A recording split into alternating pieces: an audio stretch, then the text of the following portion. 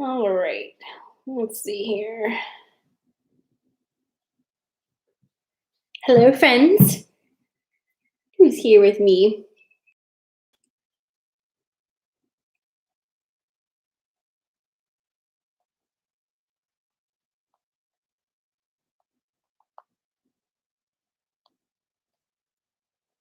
Hey, Stephanie. Hey, Amanda. Wardrobe change. I just finished a relationship activation session right before this, so I'm all warmed up. Let's just say that. Put you like that. Oops, that's not gonna work. Need something harder. That's what she said. Okay.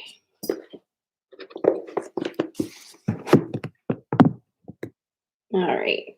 Here we go. Kind of.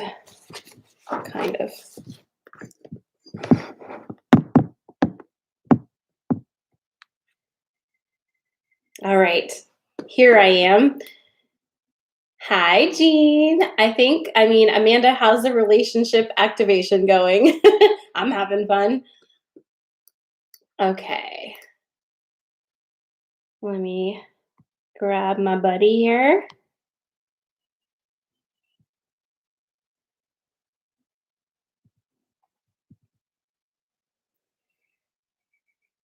All right. Hi, Ron. I just sent your question over to Jen. Hi, friend. Hi.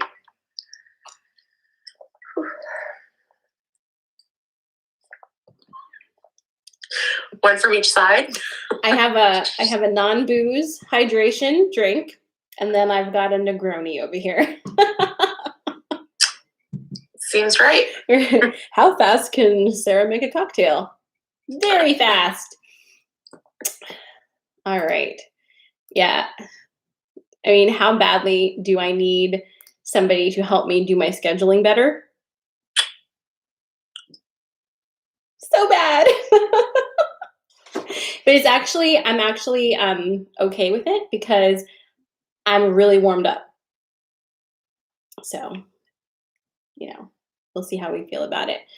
All right, my friends, who has a grounding stone with them to pull me back to earth a little bit? I have my silver sheen obsidian ball. So I'm here with that.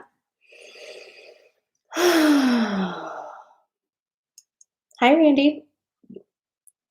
Hi, Cindy. You haven't had enough of me, Cindy. Oh my goodness. Randy, am I on the big screen?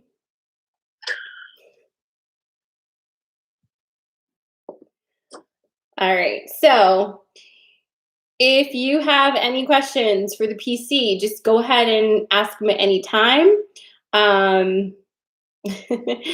I have a feeling that we're going to be talking about relationships tonight a bit and love bubbles again. But it's always going to be interesting to see, what comes through. Hi, Lisa. Hello, hello, hello. All right, I'm going to go ahead and just take a nice deep clearing breath. Actually, let's all do it together. Get ourselves ready for this situation. All right. Go ahead and close your eyes. Let your shoulders drop. Soften your belly. Soften your jaw. Softening the crown of your head. And let's take a nice deep breath in through your nose. And let it go. Deep breath in and out. And one last time.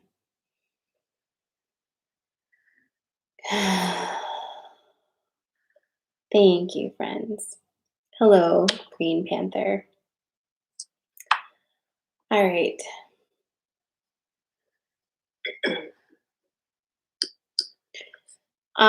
Okay, so we're plugged in.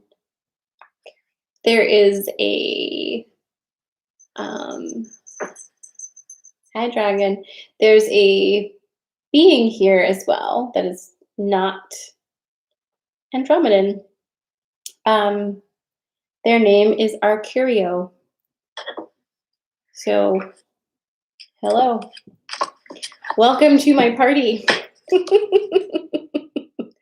So, guys, before we even go into all the things and the things, let's just take a moment, have a moment of collective what on earth about this week, right?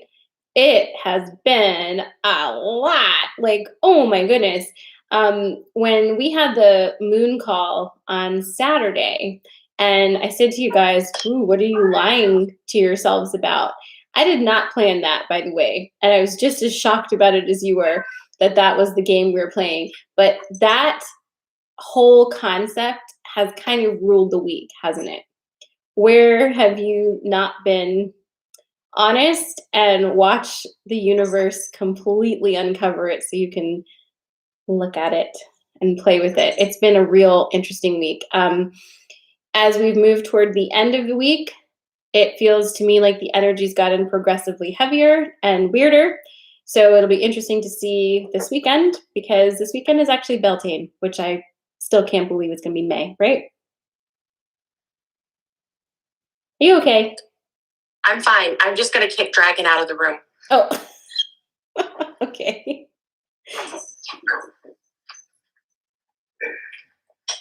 So yeah, big energy, and relationships again are front and center in this energy because we're humans and humans are relationship beings. So it makes sense. Whew. All right.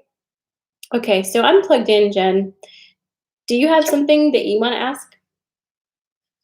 We do have one question that was sent ahead. Okay. I can start there. Yeah, let's start there.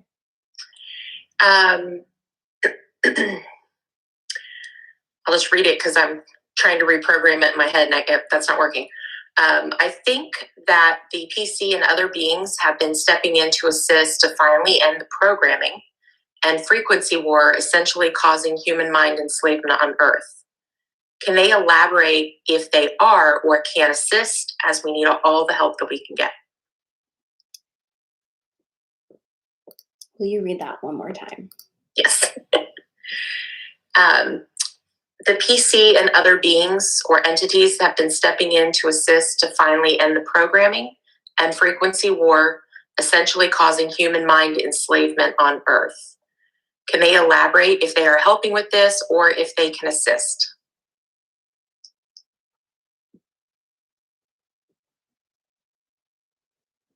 Okay, so basically what you're saying is that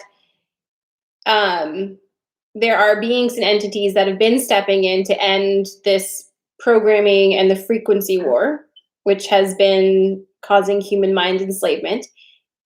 You're looking for elaboration on what they're doing to help, or if they're helping, or if they're not, can they? Can we get more help? Okay. All right.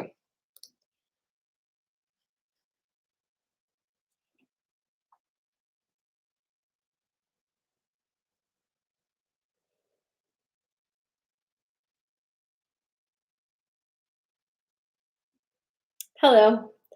Good evening. It's good to be with you and connect energies. We at the Purple Crescent Council are sending you lots of love to your heart chakras, and also sending you white light through your crown chakras to clear energy and give you tranquil, peaceful feelings at this time. We understand your question, and we understand the answer you wish to receive. However, that is unfortunately not the answer we have for you.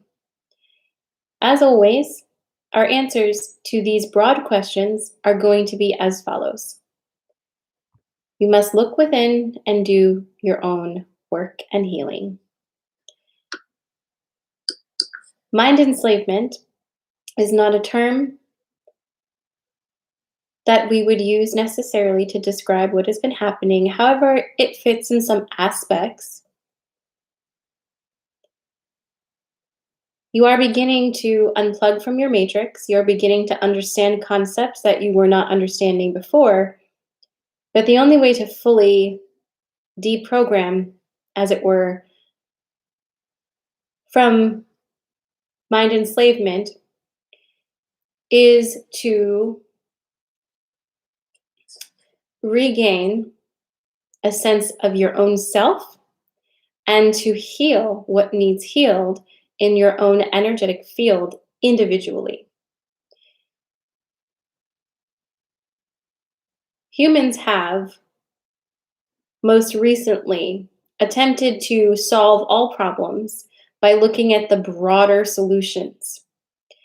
These are magnanimous approaches and to be commended, but unless each individual person also implements this plan within their own internal being and life, it doesn't do anything.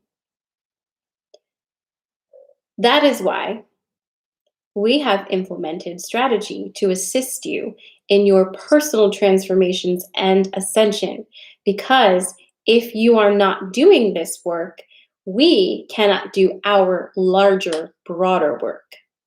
So understand that the Galactic Federation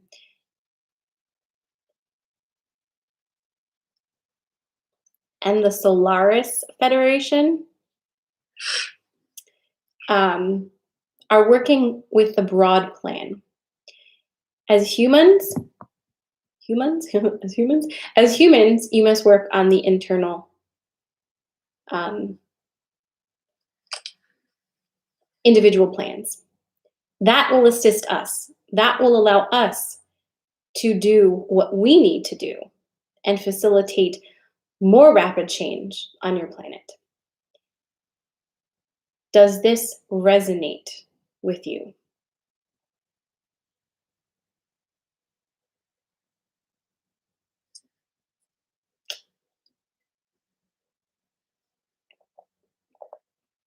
Does it resonate with you? It resonates It does with me. It makes sense to me. I can see it.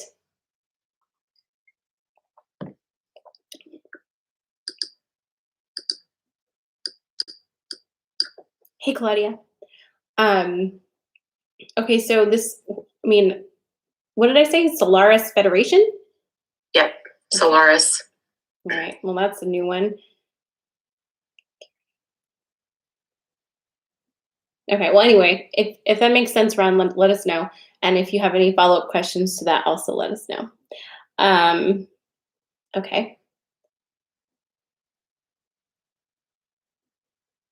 This is so annoying. Why does it keep doing that? It keeps going dark. Mm-hmm. Okay, so also,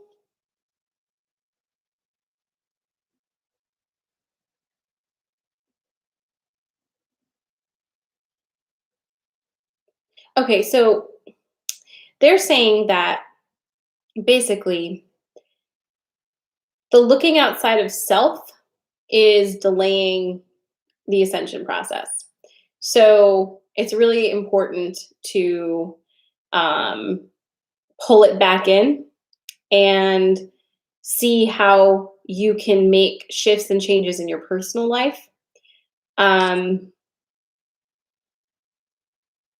Yeah.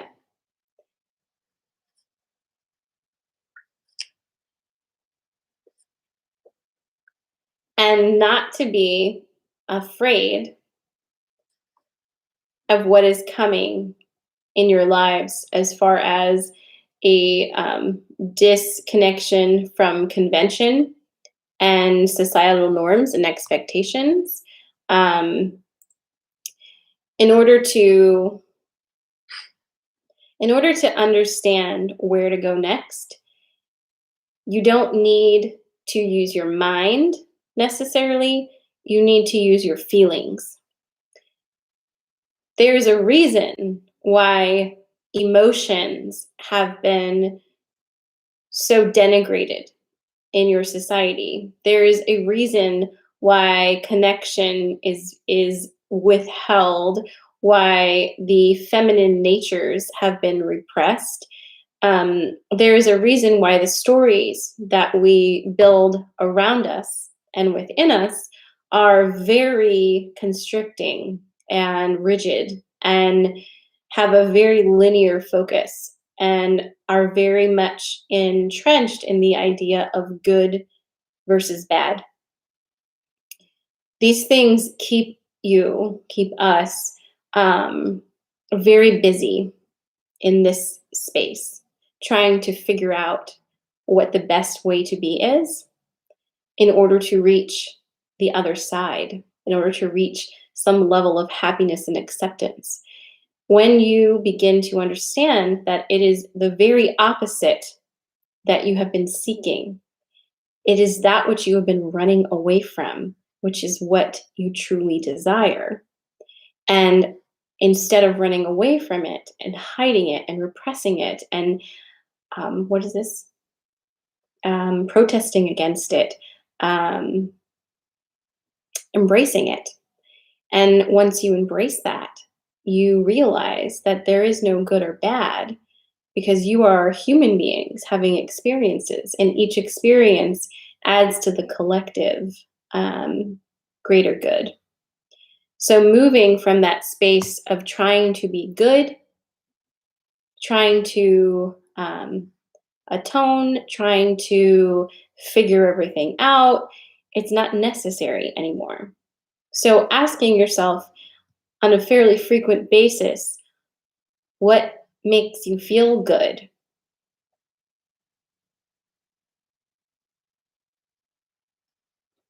Is your key. Your feelings and emotions are what you need to start having a relationship with again. Letting those inform you of what move you need to make, if indeed you need to make a move.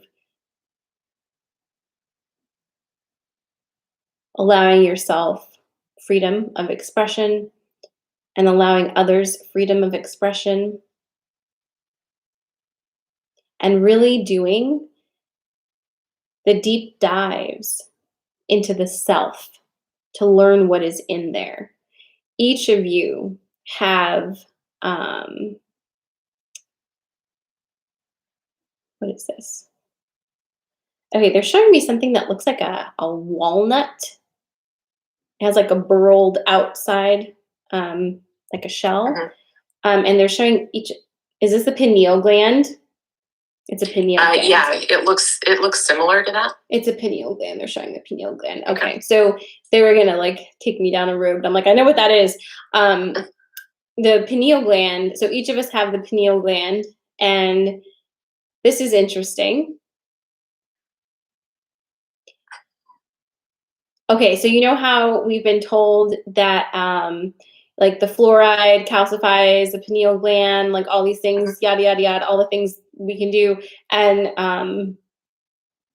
trying not to have those chemicals to start to clear that area. They're saying that one of the best ways that you can reconnect with your pineal gland is by reconnecting with your true emotions. I just got very uncomfortable. You're looking at me very uncomfortable.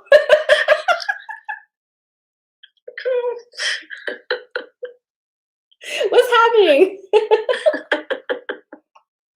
Okay, Jean says what? That's not a question. No, she does have a question here. Okay. Do they celebrate the turning of the wheel and/or events such as Beltane, Ostara, Samhain?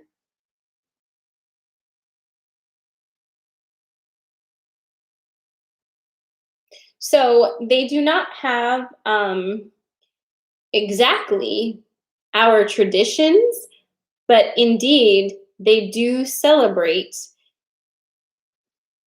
the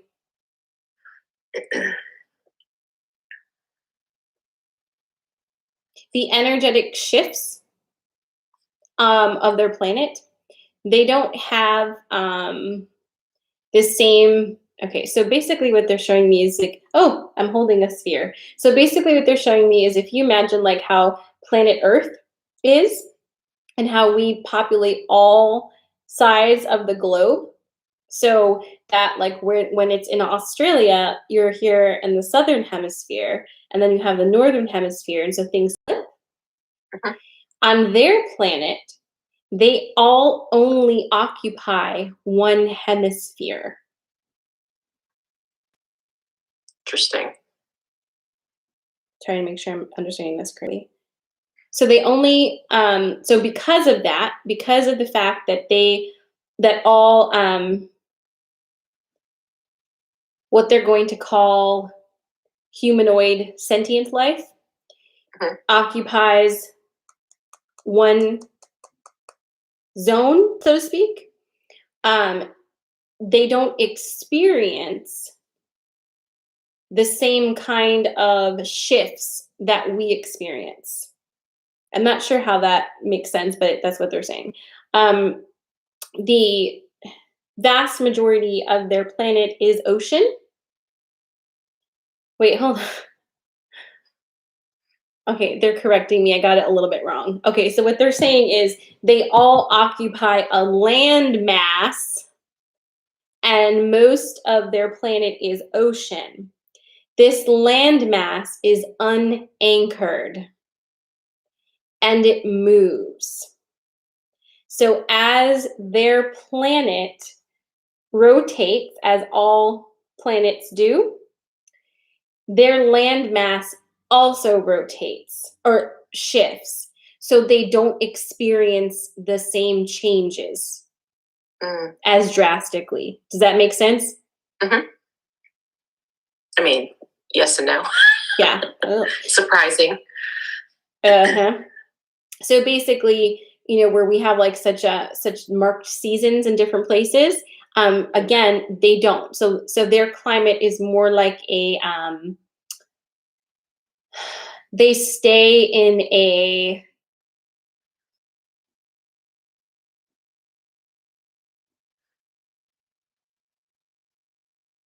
like a Mexico-ish.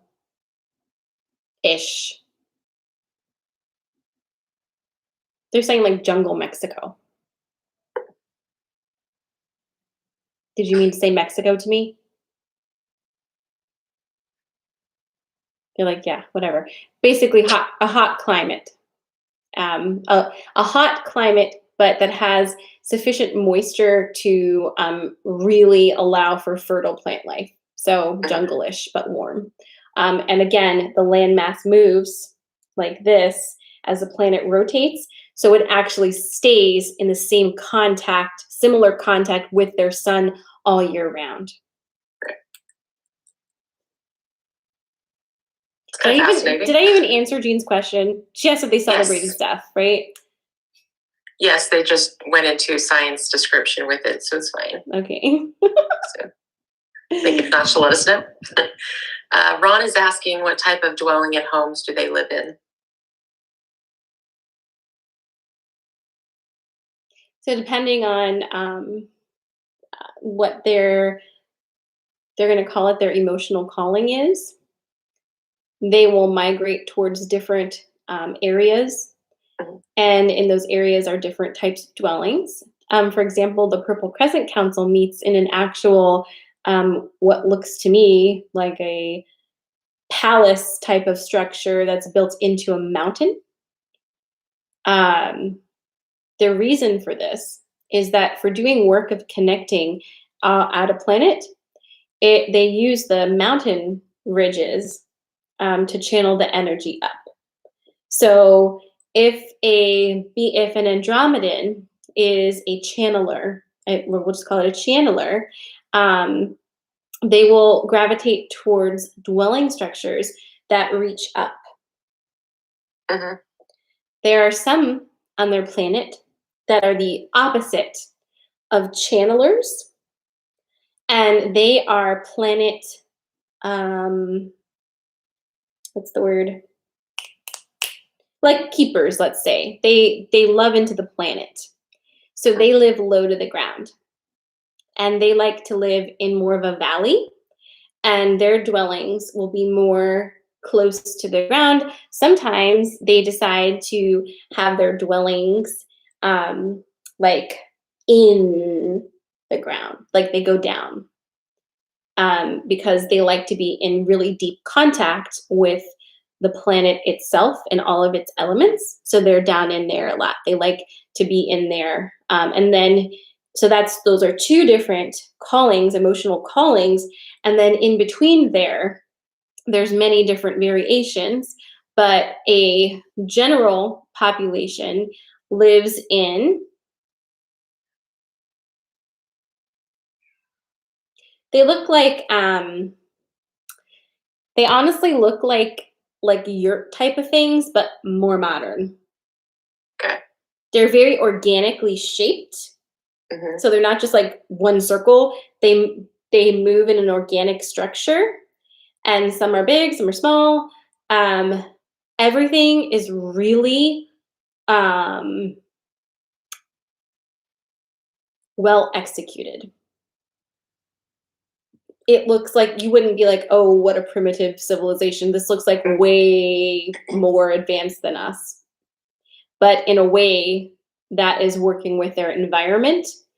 So there's a cleanness to everything. So, for example, a person whose emotional calling is channeling will go live closer to the mountains. They're not going to erect a structure like that in the lowlands because that would be totally inappropriate. Makes sense. It's interesting. It is interesting. It's like matching your resonance, your frequency of what your passion, your calling is to the environment around you. Mm-hmm. Mm-hmm. Interesting. Fascinating. That is interesting.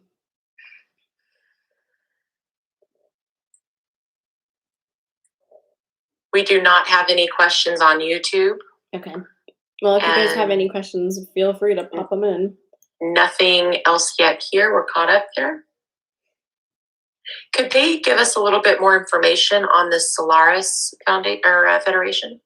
Yes. That's where this guy's from. Oh.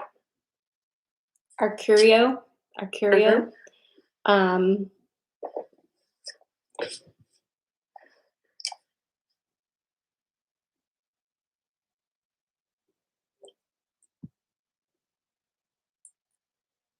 So the Solaris Federation does not interface directly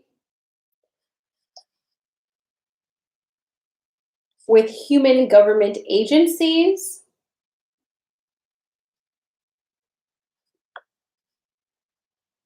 with human government agencies. And they are not,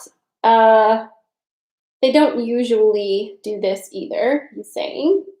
The Solaris Federation is made up of the Elven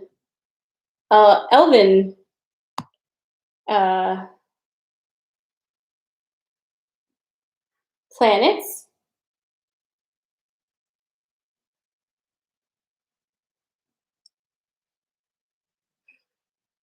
Okay. So Antares is where Arcurio is from.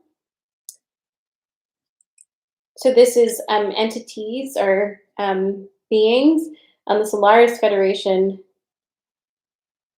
Okay, so a lot of the beings in the Solaris Federation were once incarnated on Earth and were persecuted and to the point of no longer coming back here. Mm. The Galactic Federation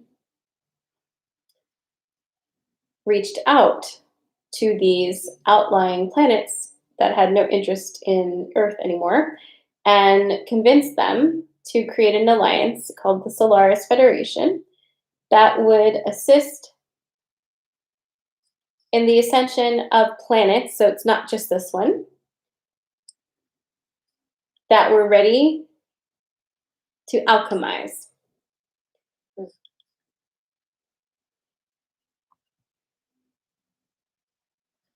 Arcurio is here because he has been requested to be here. And the Elven race in general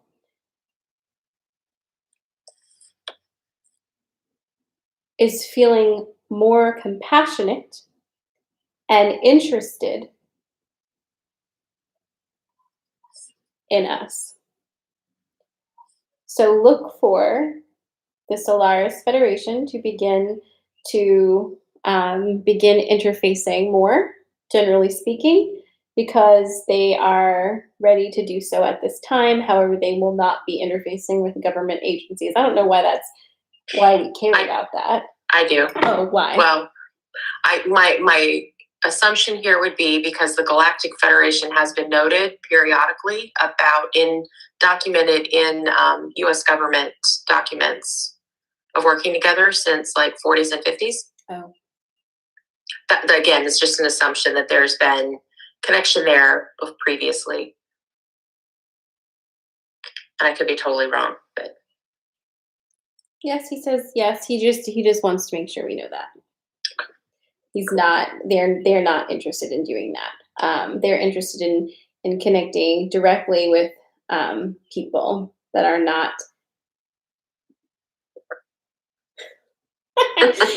Okay, they're interested in connecting directly with people who are not in league with the three races that are currently wreaking havoc. There's a bit of a feeling that he's giving. Not pleasant. So he is beautiful.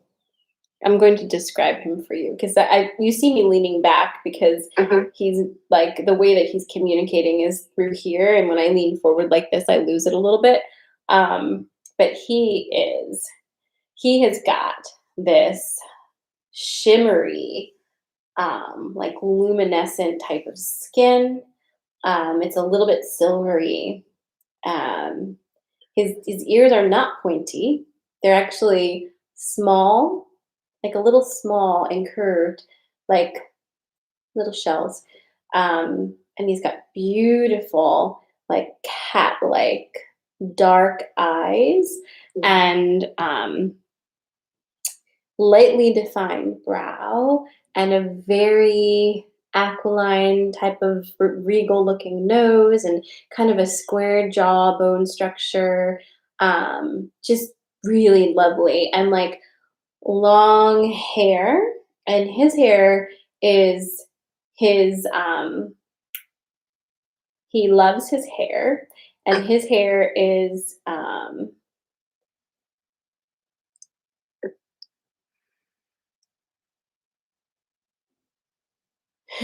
okay, so his hair changes colors, is what he's saying to me, and it's like wavy. You see how my hair is wavy today?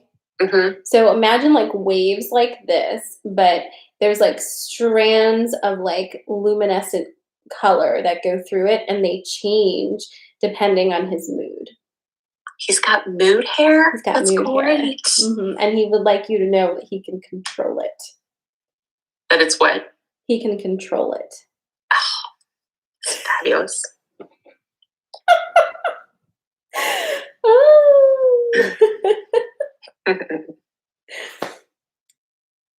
Oh. What does that say? I don't know. I don't know. Okay.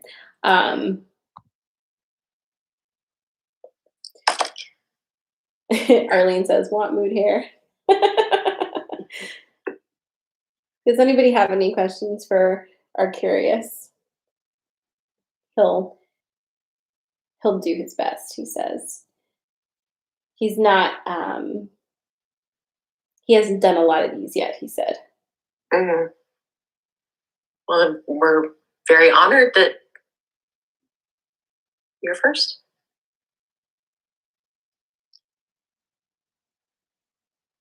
He wants to talk about Lord of the Rings. Make Jen happy. Please go for it. Oh, fuck. It's like everyone knows all the things I don't know about. Okay. What do you want to talk about with the Lord of the Rings?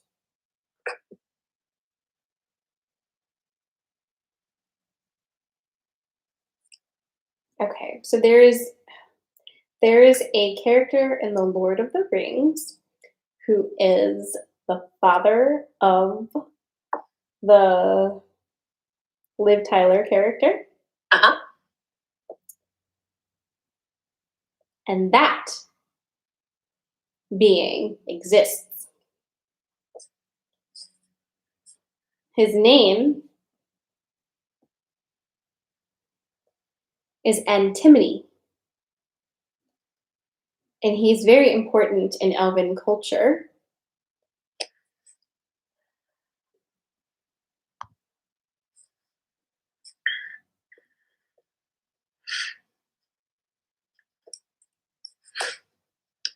And it is not relevant to this actual story necessarily, but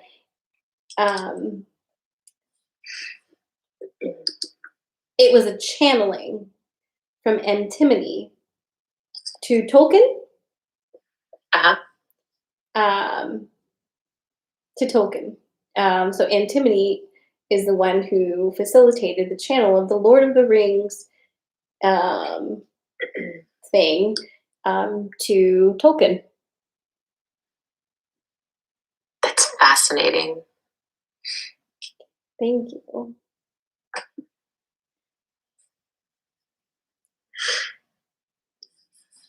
I imagine that he looks similar to this character Elrond. Is that somewhat accurate? Minus the pointy ears. Elrond? Yes.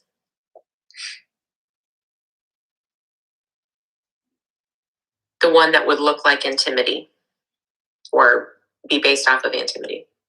The one with the scowly face? Mm-hmm. So and he's saying Antimony didn't really look that way, but Okay. the one with the bow and arrow is more close. Mm-hmm. So it's like, this is the best. Excited. Is closer, and the one with the Kate Blanchett one. I don't know. Mm-hmm. It's similar vibes. Oh, we have a question. What do they know about black holes?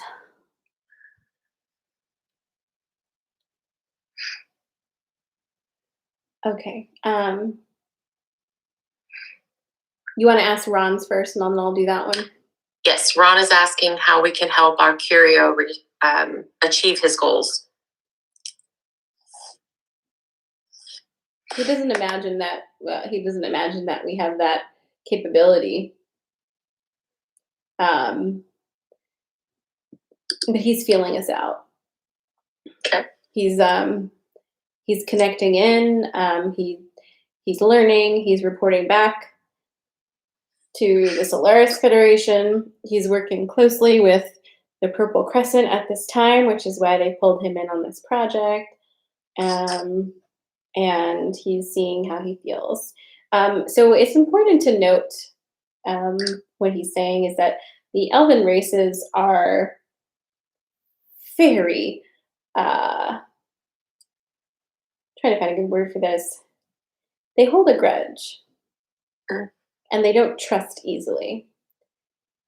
It's taken a long time for them to reconnect to Earth's sphere in any real time and space. And the Solaris Council, or Federation rather, is there a council too?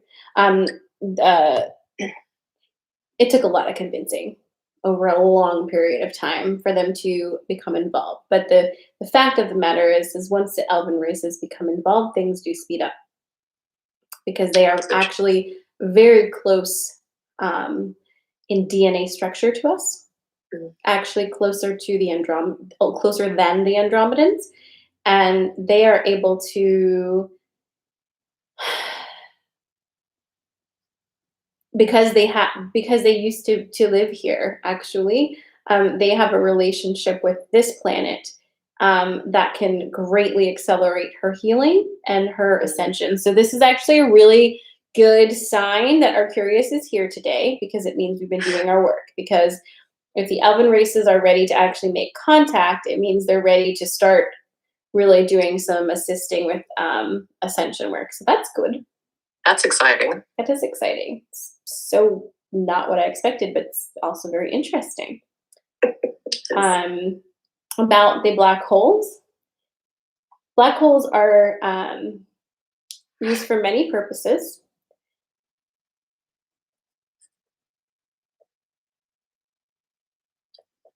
They're used for travel. They're used for waste disposal. They're used for energy harnessing. They're basically, if you imagine 0 point energy, focused. So imagine all of the energy. Well, okay, this is really like a lot, but like imagine all the energy like we can't see that buzzes around our fields, like all of it Uh-huh. here. Imagine that in a concentrated spot. And that's what black hole energy is. So it's very potent. And when you understand the mechanics of it, you can harness it to do different things. But black holes are where a lot of space garbage will be sent. Oh, Mhm. space garbage. Including planets. Planets that are no longer fit for habitation. Mm, fascinating. Yeah. Wow.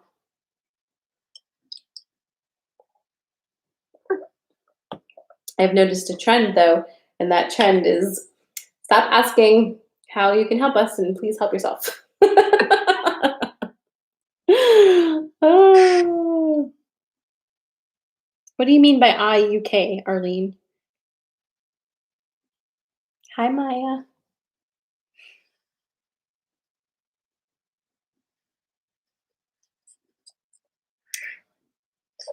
Also,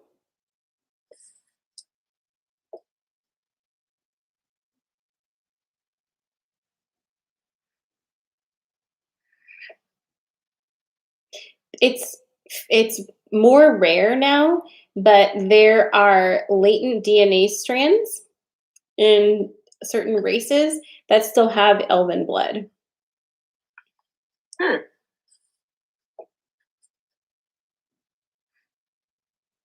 Thank you.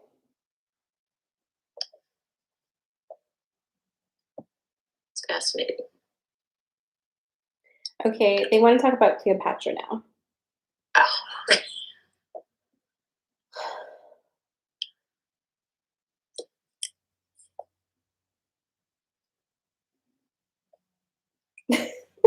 Okay, so they're saying, do you know why you talk about Cleopatra?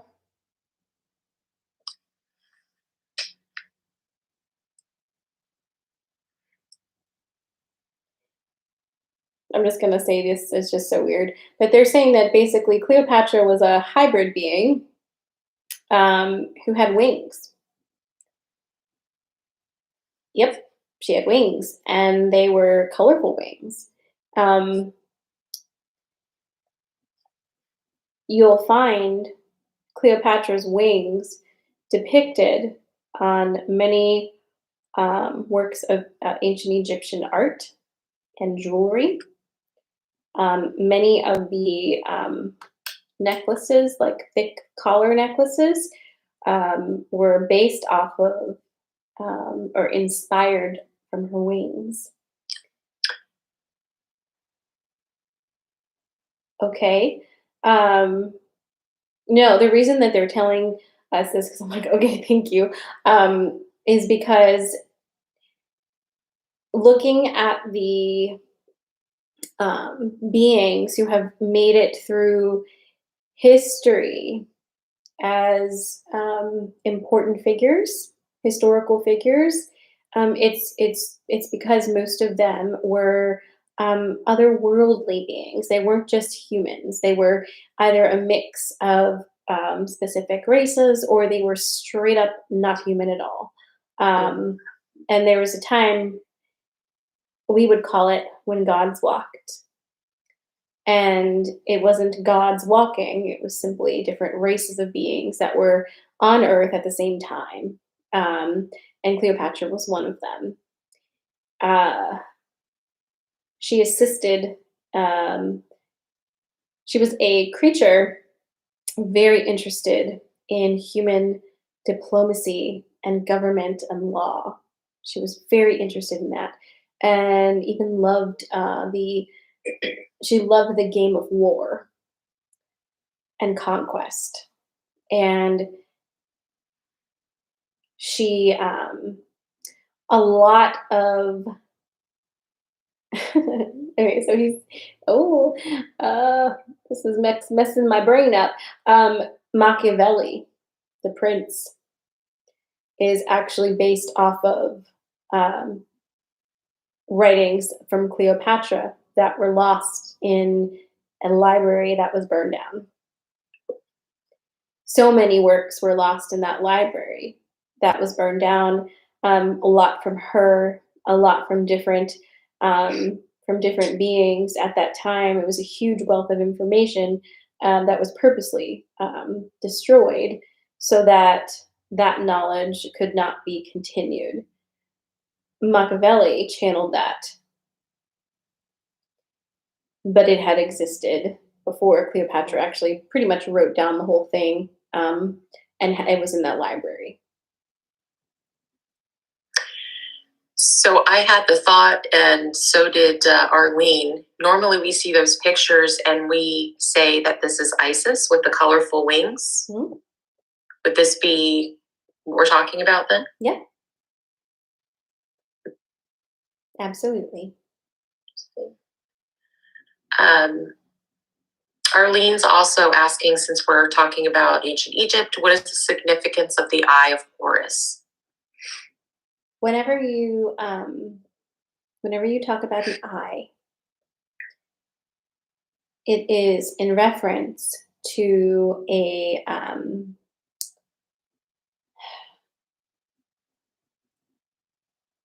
other we call it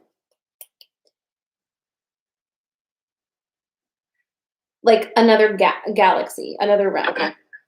So whenever the Eye of Ra, Mhm. the Eye of Horus, Mhm. eye imagery is a nod to a different galaxy. I don't know if that makes sense. I don't really know anything about the Eye of Horus, but it's a symbol that represents the home planet galaxy of whomever Mhm. you are being connected with. It's fascinating. Mm. I've seen it a few times in visions meditating, so now I'm curious to go back to my journal and look into that. Yeah.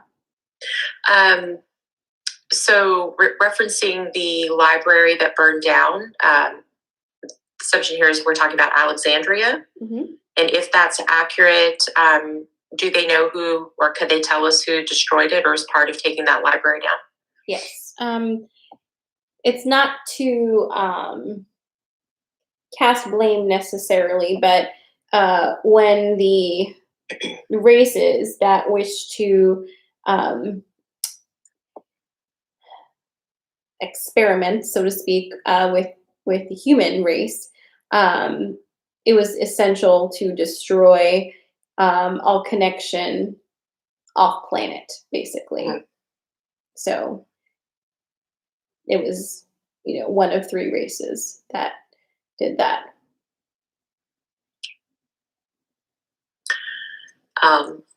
Jean doesn't have a specific question just yet, so she said they can either answer or maybe next time.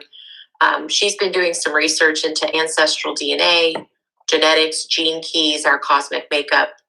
Is there anything they can offer us about these topics at some point?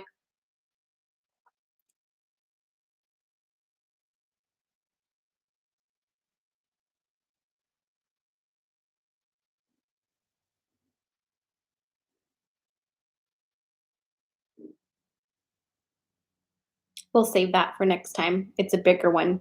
I bet. Would he encourage or discourage us to communicate with him or others like him? I think this is referencing our curio. No, no, he wouldn't discourage that. Be aware that again, like the elven races are just, I don't know, they're kind of like cats.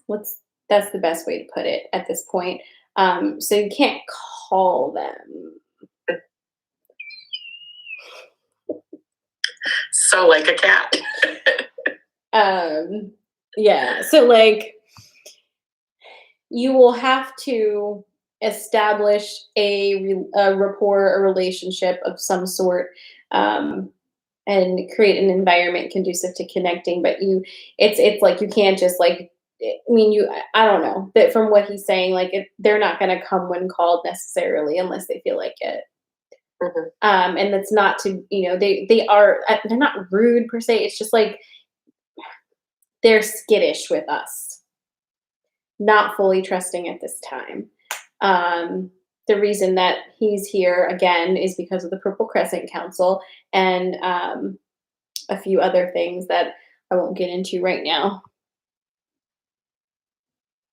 But to answer your question fully, follow your instinct with this, because if you are feeling called to connect with the elven races, by all means, you should follow that and see where it goes, because you never know.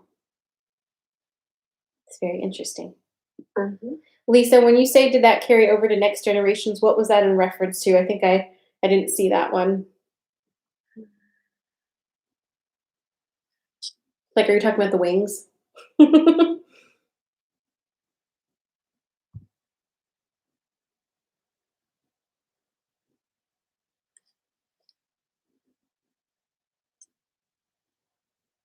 So, Aaron, there were three races, I guess, of beings that uh, connected to kind of do some sorts of experiments down here. Um, all three are reptilian races. The Dracos, Serpentines, and something with a Z. Something with a Z. I've never heard of Serpentines, and I don't know what this Xenom, something like that. Oh yeah. So Cleopatra? Fun fact over here from our curious, I think. Cleopatra never had progeny. Any She could not have more of herself, basically, because she had come down in um, a non-human body. So, and other reasons, I guess. But so she did not make. She did not have progeny that would have then, carried a gene to have wings or anything like that. And that's actually an ethical code. There's ethical codes about procreation on Earth. Um, there's certain types of genetic manipulation that, at least at that time, were frowned upon.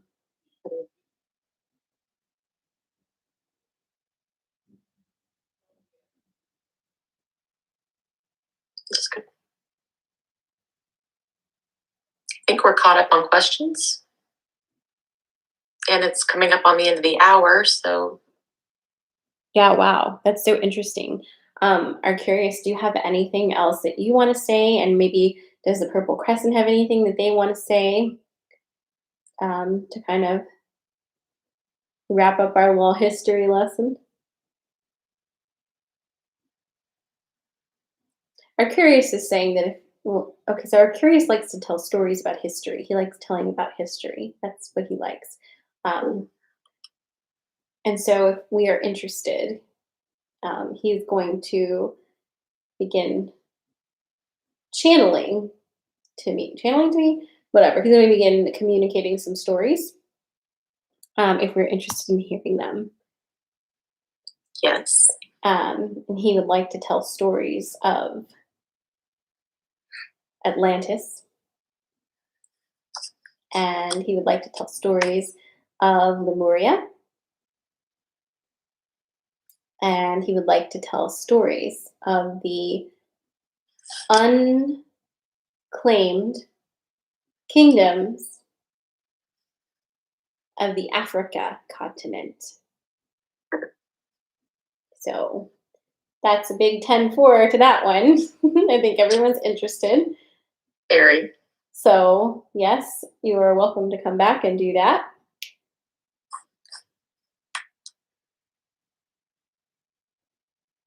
He says, okay. He's doing this.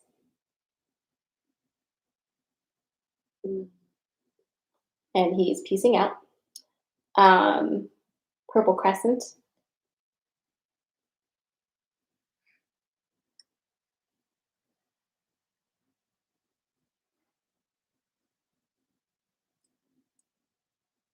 They have a few closing remarks for you. Okay.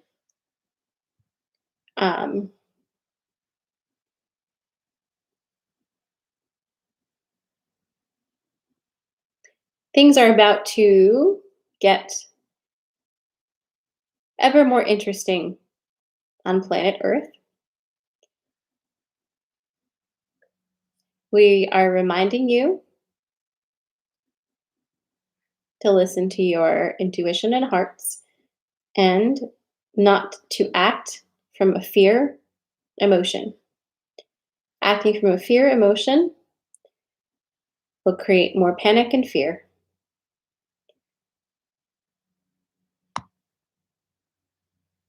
It is exciting times, and it is times of big connection and revelation. There is much magic afoot. They are asking all of you tuned into the frequency tonight to pay extra close attention to your dreams this evening. They are going to send each of you a special message, and you will know what it is because it will be wrapped in a signature energy that is unlike what would normally be in your dreams.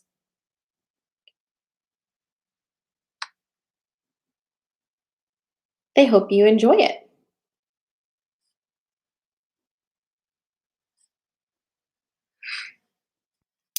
And good night. Thank you. We hope you enjoyed the dream package. As if we needed our dreams to get weirder. Oh my gosh. Not this week. All right, so listen, my friends, a few things. Tomorrow I'll be here live for the last weekend update of April. Saturday is May 1st. On Monday, I will be doing the May energy forecast. Is that true? Nope, it's not true. That was my plan, though. Hold on. I didn't even do any marketing. I'm doing it tomorrow. Tomorrow is the energy forecast for May.